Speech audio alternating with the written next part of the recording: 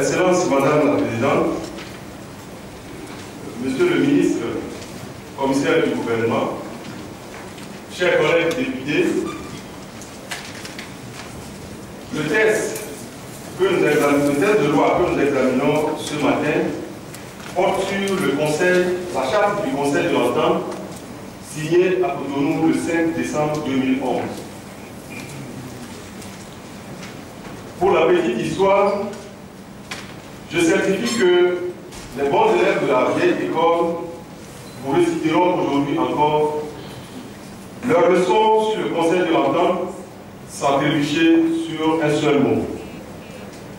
Le Conseil de l'Entente est créé le 29 mai 1959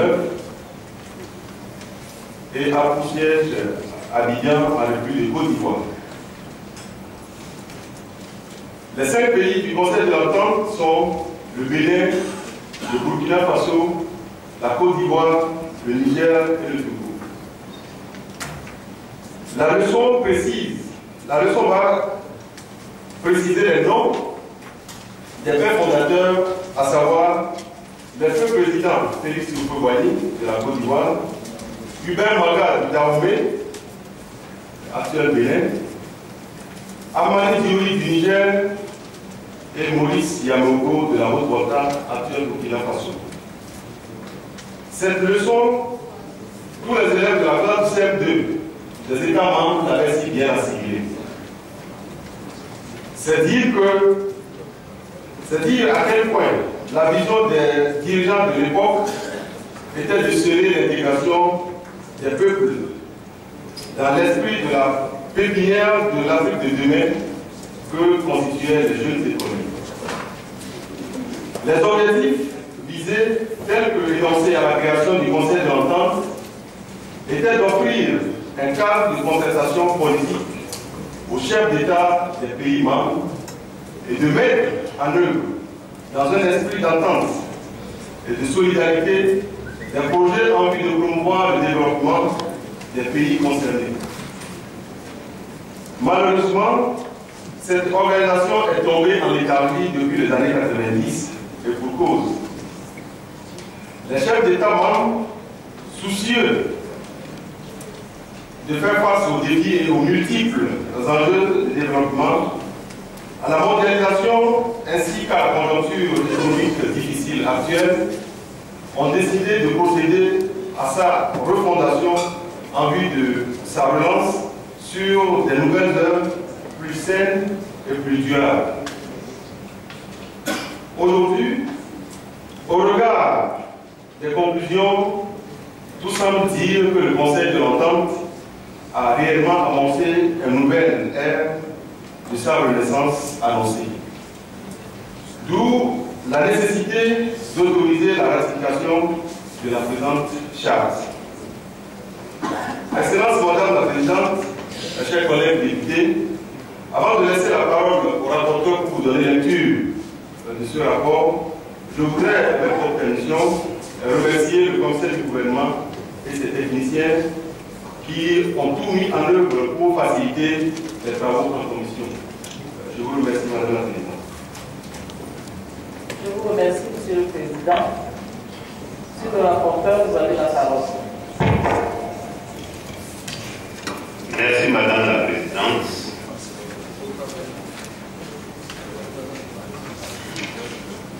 Rapport de l'étude au fond du projet de loi autorisant la ratification de la charte du Conseil de l'Entente signée à Cotonou le 5 décembre 2011.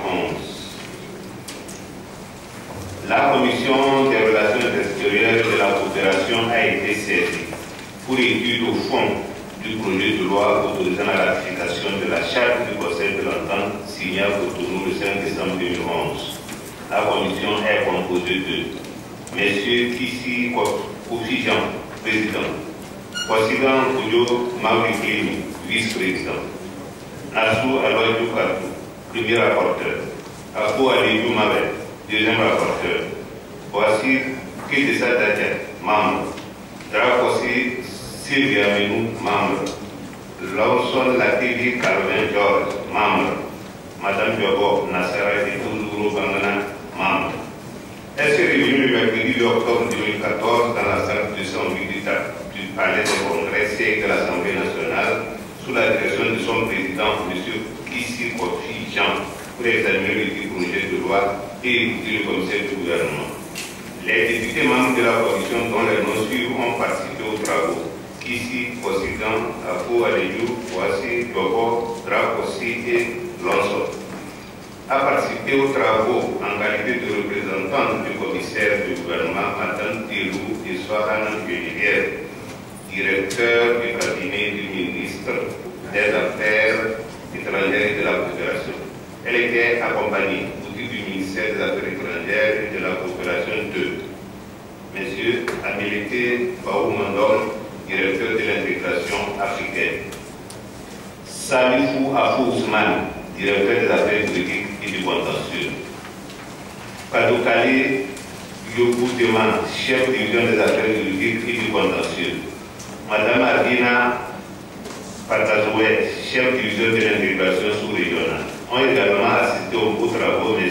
Moubi Madi et Kasson Yendoudé, administrateur parlementaire affecté à la commission. Sont présents à l'adoption du rapport les députés d'ici, Kosigan, Afouad Lejou, Kouassi et Drakossi. Le présent rapport est structuré comme suit.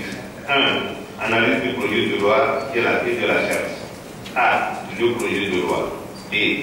La charte. 2. Discussion en commission. 1. Analyse du projet de loi et de la charte. A. Le projet de loi. Le projet de loi est constitué de 2 articles qui ont pour objet d'autoriser la ratification de la charte du Conseil de l'Entente signée à Cotonou le 5 décembre 2011. Selon les termes de l'exposé des motifs, le Conseil de l'Entente créé le 29 mai 1959 à Abidjan, en Côte d'Ivoire, est l'une des plus anciennes organisations sous-régionales du continent qui, malheureusement depuis les années 90, est tombée en état. Les États membres, soucieux de faire face aux défis et aux multiples enjeux de développement, à la mondialisation ainsi qu'à la conjoncture économique difficile actuelle, ont décidé de procéder à sa refondation en vue de sa relance sur les nouvelles heures plus saines et plus durables. Dans cette optique, le 5 décembre 2011, à Cotonou, en République du Bénin, les 5 chefs d'État des pays membres, à savoir le Bénin, le Burkina Faso, la Côte d'Ivoire, le Niger et le Togo, ont tenu une réunion sous le thème réforme du Conseil de l'Entente pour la relance de ces activités. Cette rencontre fait suite aux 2 réunions tenues en 2008 à Ouagadougou et en 2009 à Yamoussoukro, qui ont permis d'identifier les problèmes et de relever les préalables indispensables à la relance de cette institution. Les 5 chefs d'État ont, à cet effet, recommandé des audits qui ont révélé des dysfonctionnements tels que l'absence de traçabilité des opérations financières impliquant l'impossibilité de déterminer avec certitude les dettes, le déficit d'informations sur la gestion des placements et des titres, la faiblesse des procédures administratives, comptables et financières et le solde négatif du fonds d'entraide et garantie des emprunts.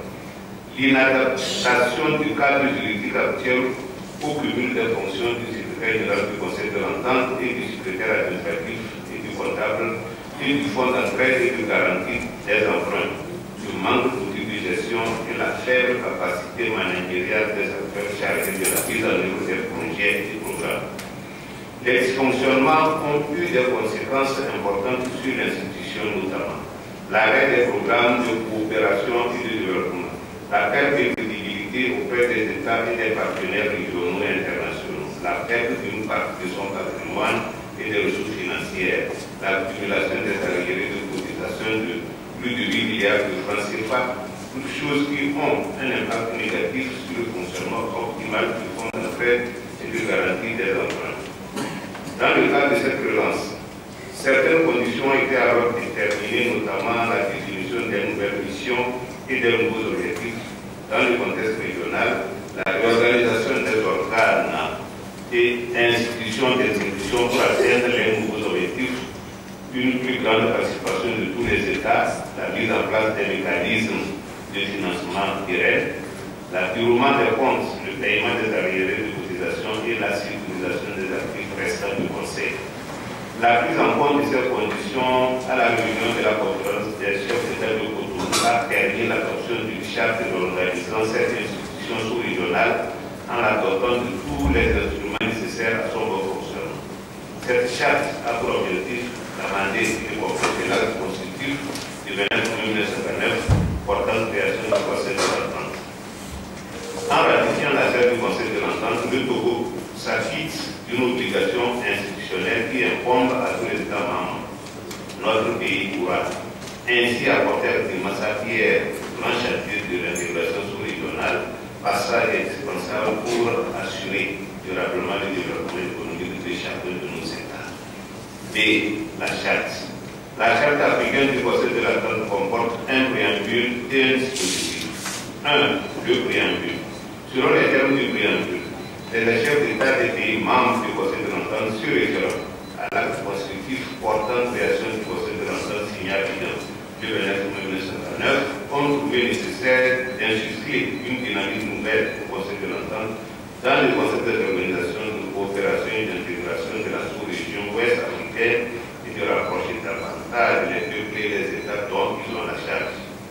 Désireux de rapprocher davantage les peuples et les États dont ils ont la charge et de réaliser entre ces peuples une intégration politique, économique et culturelle plus dynamique et plus étroite, notamment par le raffermissement des liens de solidarité, d'entente, de fraternité et de concorde qui existent déjà pour que les États membres ont envisagé d'exploiter au mieux la proximité qui caractérise leur ensemble territorial au profit de leurs populations respectives. Toutefois, ils réitèrent leur attachement aux principes et objectifs de la Charte de l'Organisation des Nations Unies pour de l'acte constitutif de l'Union africaine, du traité révisé de la communauté économique des États de l'Afrique de l'Ouest, CEDEAO, et du traité amendé de l'Union économique et monétaire ouest-africaine, UEMOA. Deux dispositifs.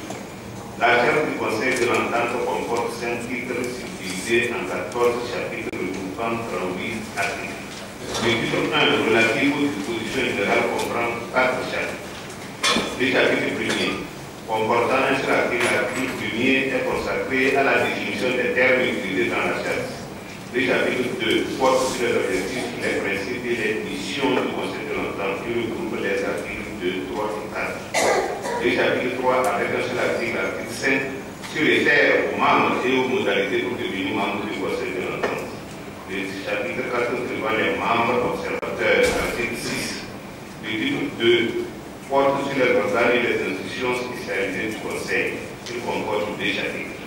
Le chapitre premier relatif aux organes constitutifs du Conseil est subdivisé en 4 sections. Section 1, 2, 3 et 4, qui regroupe les articles 7 à 21. L'article 7 énumère les différents organes constitutifs du Conseil, à savoir la conférence des chefs d'État et de gouvernement, le Conseil des ministres, le comité d'experts et le secrétariat exécutif. Le chapitre 2 prévoit la création d'institutions spécialisées dans la conférence des chefs d'État et de gouvernement, qui regroupe 3 articles, articles 22, 23 et 24. Le titre 3 intitulé Contrôle des comptes et audits organisationnels est composé de 2 chapitres. Le chapitre premier a trait au contrôle des comptes qui contient les articles 25 et 26. Le chapitre 2, avec l'article 27, est relatif à l'audit organisationnel et financier. Le titre 4, consacré aux relations avec les autres organisations régionales, est composé de 2 chapitres. Le premier chapitre porte sur la complémentarité et la coopération dans les relations avec les autres organisations à vocation d'intégration régionale. Il contient un seul article, article 28. Le second prévoit la possibilité pour le Conseil de conclure des accords de coopération et des mémorandums avec d'autres organisations d'intégration régionale, article 29. Le titre 5, subdivisé en 5 chapitres, traite des dispositions diverses et finales. Le chapitre 1er a trait aux ressources de l'organisation, article 30. Le chapitre 2 porte sur le chef du Conseil de l'Entente et de ses institutions spécialisées, article 31. Le chapitre 3 est relatif au statut du Conseil de l'Entente, aux privilèges et immunités de ses fonctionnaires, article 32. Le chapitre 4 impose aux États membres de respect des obligations statutaires et le règlement des différences, article 33. Le chapitre 5 porte sur les dispositions finales, article 34 à 38. 2. Discussion en commission. Les discussions en commission portaient aussi bien sur l'exposé des motifs du projet de loi de ratification que sur le contenu de la charte. Au cours des débats, les députés ont posé des questions auxquelles la représentante du commissaire du gouvernement et ses collaborateurs ont apporté des réponses. Question numéro 1. Pourquoi le Conseil de l'entente est tombé en léthargie? Réponse. Le Conseil de l'entente a, dès son avènement, été un bon outil d'intégration politique qui a permis de mutualiser le peu de moyens dont les États embryonnaires disposaient au lendemain de leur accession à l'indépendance. Cette organisation a enregistré durant les années 70 et 80 des résultats remarquables, notamment en matière d'équipement, des phases de socio-économique de base, de soutien à l'entrepreneuriat des jeunes, de création de centres de formation tels que le CFR, Centre régional de formation pour l'entretien routier, dont le siège se trouve au Togo. Mais à partir des années 80, l'apparition de la crise des finances publiques, combinée avec la détérioration des termes de l'échange des principaux produits d'exportation des pays membres et l'avènement du mouvement démocratique dans les différents États membres, ont fait que l'institution a pu bénéficier de l'attention qu'elle aurait méritée et elle a fini par plonger dans une léthargie profonde durant les décennies 90 et 2000. Question numéro 2. Qu'est-ce qui explique le cumul pendant longtemps des fonctions des secrétaires généraux avec celles du secrétaire administratif? Réponse. En effet, le Conseil de l'entente a connu une mauvaise gestion durant sa période de léthargie, surtout à cause de l'indifférence des principaux acteurs qui étaient plus préoccupés par les crises internes précitées. Face à cette situation, le secrétaire général du Conseil de l'entente, premier responsable de l'institution, assurait aussi la gestion du CGS, Fonds d'entraide et de garantie des emprunts du Conseil de l'entente, jusqu'à en prendre la tête. Ainsi, il y avait plus de distinction entre le CGS et le Conseil de l'entente, qui sont en fait deux entités juridiques distinctes. Question numéro 3. Si l'audit mené n'a pas permis de déterminer la traçabilité des opérations financières, sur quels critères a-t-on pu estimer le montant des dettes cumulées par l'organisation? Réponse. À ce niveau, il faut comprendre que l'absence de traçabilité de certaines opérations financières n'a pas permis à l'audit de déterminer avec certitude ou de façon exhaustive les dettes de l'organisation. Certains équilibres existent dans la comptabilité, mais les pièces justificatives font souvent défaut. Il faut signaler qu'après l'audit réalisé par le cabinet KNC, audit du Conseil qui couvre la période 2003-2007, le Conseil des ministres a commandité un audit complémentaire pour la période de 2008 à 2010 réalisé par le cabinet Niegeco Consulting, qui a permis l'appurement des comptes de l'organisation et la prise de la décision de liquidation du fonds d'entraide et de garantie des emprunts du Conseil de l'entente CGS. Les procédures ont évolué et les anciens responsables de l'institution seront poursuivis afin de répondre de leur mauvaise gestion. Question 4. Quel est le montant de l'arriéré accumulé par le Togo et quelles dispositions prend notre pays pour appuyer cette dette? Réponse. Au 31 décembre 2008, les arriérés du Togo envers le Conseil de l'entente s'élevaient à 1,344 milliard 198 240 000 francs, dont 1,100 milliard de francs au titre des arriérés de contribution, 244 millions 198 240 francs CFA au titre du projet vivrier AB. Au 31 juillet 2014, le Togo recevra au Conseil de l'entente la somme de 783 148 686 francs CFA décomposée comme suite: 183 148 686 francs CFA au titre du projet AB, 500 millions de francs CFA au titre des arriérés de contribution, 100 millions de francs CFA au titre de la contribution de 2014. Le Togo a donc pris des dispositions pour éponger progressivement ses arriérés et payer régulièrement sa contribution annuelle. Question 5. Quel est le statut des villas du Conseil de l'Entente, dirigé à l'ONU et du reste du patrimoine de cette organisation au Togo. Réponse. Après la liquidation de FIGES et la réorganisation du Conseil de l'Entente, il a été recommandé à la nouvelle institution naissante de faire l'inventaire de son patrimoine. En exécution de cette recommandation, le secrétaire exécutif du Conseil de l'Entente a décidé de faire réaliser une expertise immobilière des immeubles de l'institution. L'expertise immobilière a révélé que l'organisation possède en Côte d'Ivoire 5 villas d'édifices, le bâtiment du siège et la résidence actuelle du secrétaire exécutif.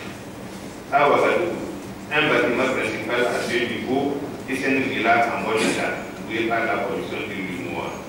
À Lomé, il s'agit des bâtiments du CFR, une institution spécialisée du Conseil de l'Entente. Il a été demandé au directeur général du CFR de faire l'inventaire de ce patrimoine. Il convient de signaler qu'en dehors de ces bâtiments, le Conseil de l'Entente ne dispose pas d'autres villas dans notre pays, à l'issue de l'inventaire réalisé au cours de l'année. Question 6. Quelles améliorations sont apportées pour nouveau cadre juridique? Réponse. La nouvelle charte du 5 décembre 2011 a prévu un cadre juridique pour prévenir les dérives précédentes et renforcer le cadre institutionnel et fonctionnel de l'institution.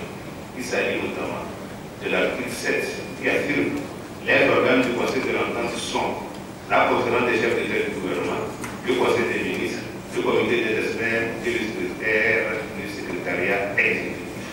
En effet, la nouvelle charte met le secrétariat exécutif sous la supervision de ces 3 organes afin d'assurer efficacement le contrôle de l'organisation. Ensuite, l'article 25 alinéa 1 déclare les dépenses de l'organisation sont visées et contrôlées par un contrôleur financier nommé à la conférence pour un mandat de 4 ans renouvelable une fois. Et au terme de l'article 26, l'exécution du budget annuel de l'organisation est certifiée par un commissaire aux comptes indépendant avant sa soumission au Conseil des ministres. Le commissaire aux comptes est choisi par le Conseil des ministres après appel à candidature. Il est choisi pour une période de 2 ans renouvelable et soumet à l'approbation du Conseil des ministres un rapport de vérification. Afin d'assurer la transparence de la gestion financière du Conseil de l'Entente, le contrôle de l'ensemble des comptes des organes de l'organisation est assuré par un comité d'audit composé de 5 auditeurs désignés par les États membres à raison d'un auditeur par État. Le comité d'audit soumet une fois par an à l'approbation du Conseil des ministres un rapport d'audit.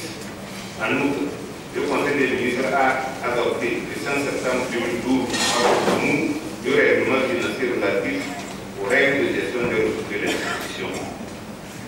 Question numéro 7. Donnez-nous une lecture plus exhaustive des conclusions de l'audit. Réponse. Les principales faiblesses relevées par l'audit et qui sont de nature à entraîner la production de comptes peu fiables se résument ainsi. Absence ou insuffisance d'analyse et de justification de comptes. Importance en nombre et en valeur d'écriture, de régularisation et d'ajustement de la caisse, ainsi que d'écriture d'annulation et de virement de compte à compte sur les charges. Absence des états de rapprochement bancaire et de manière de procédure administrative, comptable et financière. Existence de décaissements sans support qui non approuvés par les autorités habilitées. Certains actifs enregistrés dans les comptes ne sont pas inventoriés, tandis que d'autres qui sont identifiés n'existent pas dans la comptabilité, etc.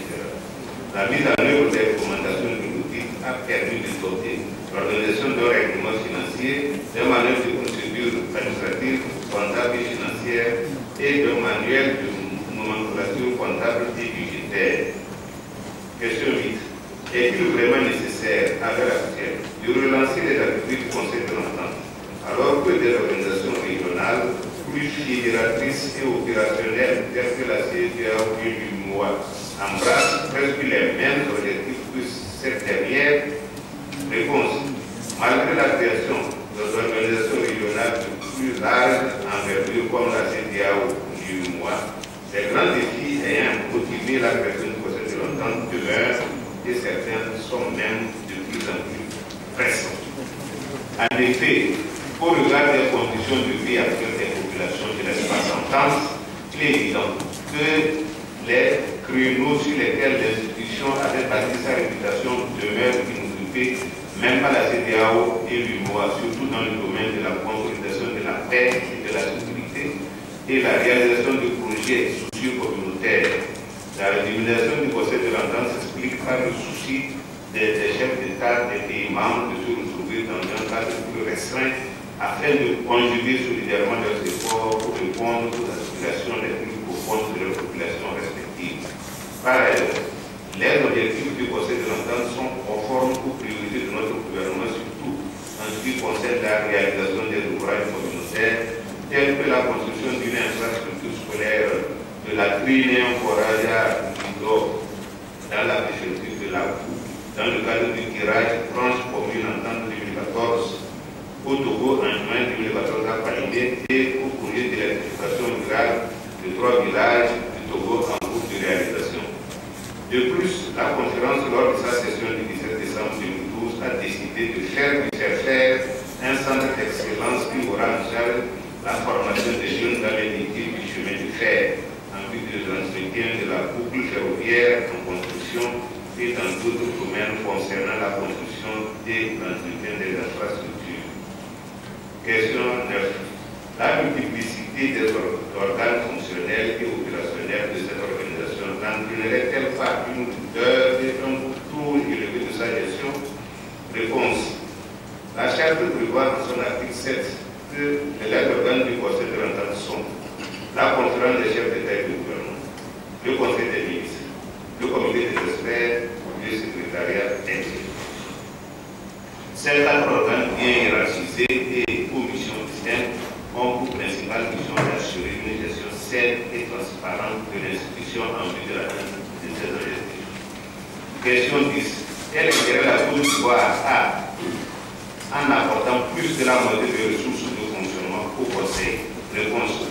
Le Conseil de l'Entente est créé sur la base de la solidarité de l'Entente, de la fraternité et de la concorde entre les peuples conformément à son préambule.